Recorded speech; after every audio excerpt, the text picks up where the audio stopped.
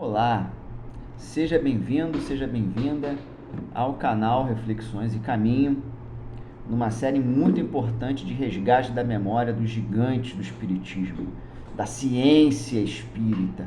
Ciência espírita.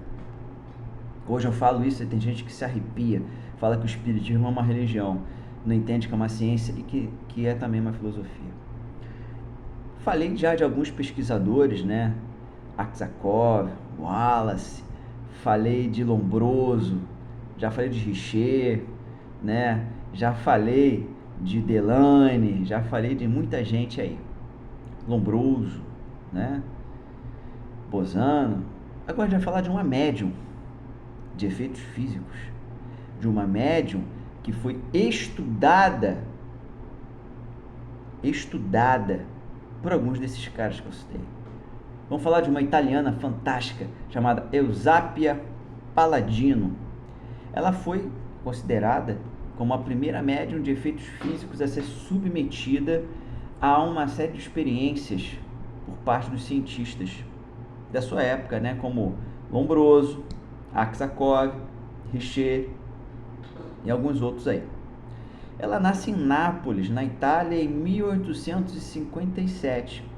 Ela vai desencarnar em 1918, com cerca de 64 anos, 65 anos, né? Sua mãe morre quando ela nasce, seu pai falece quando ela tinha aproximadamente 12 anos. As suas primeiras manifestações de mediunidade consistiram no movimento e levitação de objetos, quando ainda muito jovem, contando com cerca de 14 anos. Esses fenômenos, obviamente, eram espontâneos e se verificavam na casa de um amigo com quem ela morava. Somente aos 23 anos, graças a um espírita convicto, Sr. Damiani, ela conhece o espiritismo. Por volta de 1888, Eusápia se torna conhecida no mundo acadêmico em virtude de uma carta do professor Ercole Tiaia, enviada ao criminalista e cientista César Lombroso, já muito famoso na época, relatando detalhadamente as experiências já realizadas por ele com a médium, carta essa publicada no jornal Il Fanfuglia della Domenica.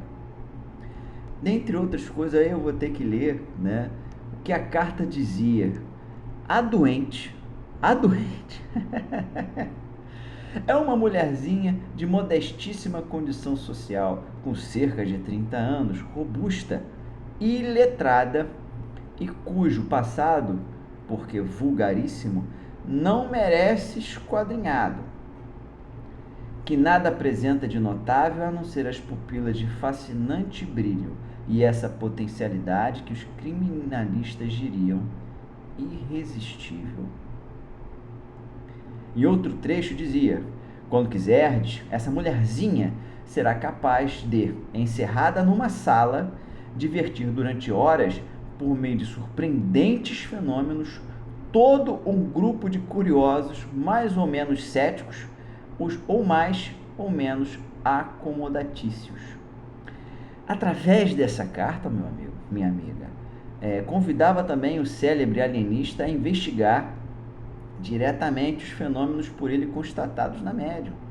E 3 anos depois, em 1891, Lombroso aceita o convite. Lombroso não aceita de pronto, não, porque a carta não dava uma boa apresentação da pobre Eusápia, né?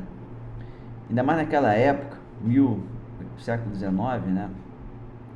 Só em 1891, Lombroso aceita o convite e vai realizar com a Eusápia uma série de sessões.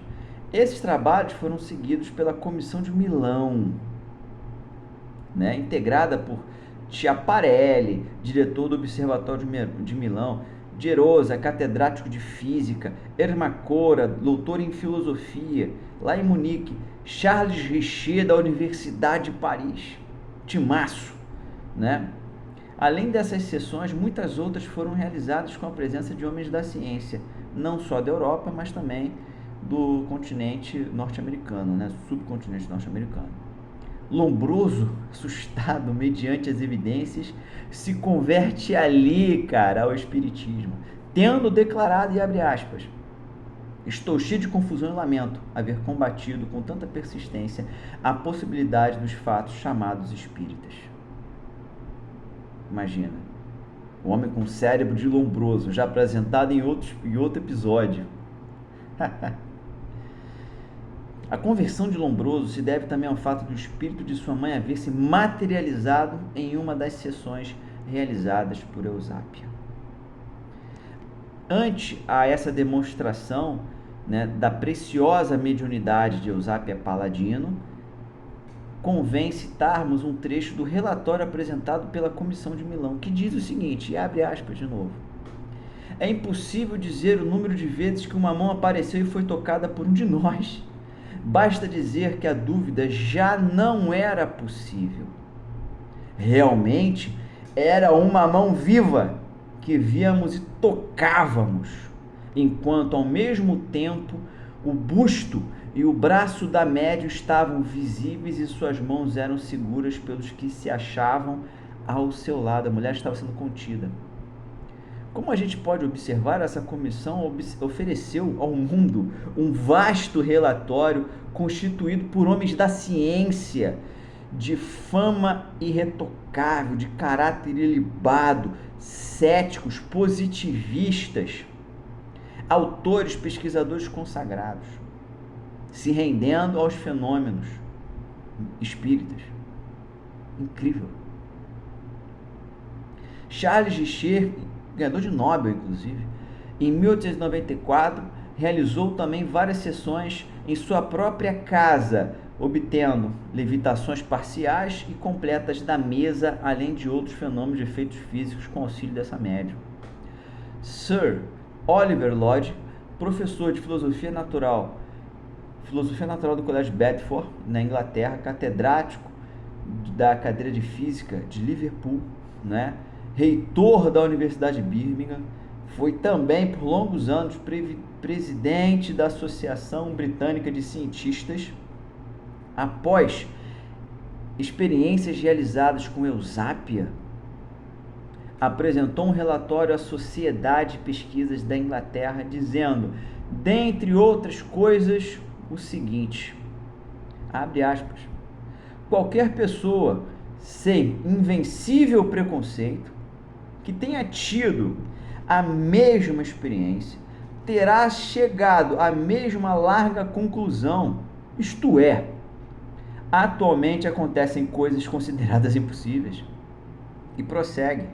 O resultado de minha experiência é convencer-me que de certos fenômenos geralmente considerados anormais pertencem à ordem natural e, como corolário disso, que esses fenômenos devem ser investigados e verificados por pessoas e sociedades interessadas no conhecimento da natureza. Fecha aspas. Eis algumas poucas palavras minhas, a mediunidade excepcional de Eusápia Paladino. Essa mulher, ela precisa ser lembrada por nós, oradores, pesquisadores do Espiritismo no século XXI. Esses grandes pesquisadores precisam ser reverenciados e lembrados por nós no século XXI. Como pesquisador de academia, eu tenho que usar o exemplo desses caras, continuar de onde eles pararam. Eu sei que no Brasil há alguns acadêmicos que estão começando a estudar, antes tarde do que nunca, mas os dados estão aí. Imagens, relatos de primeira mão, fotos, temos que usar em nosso benefício, em defesa da doutrina espírita, em defesa do nosso bem viver. Pensa nisso. Até o próximo episódio.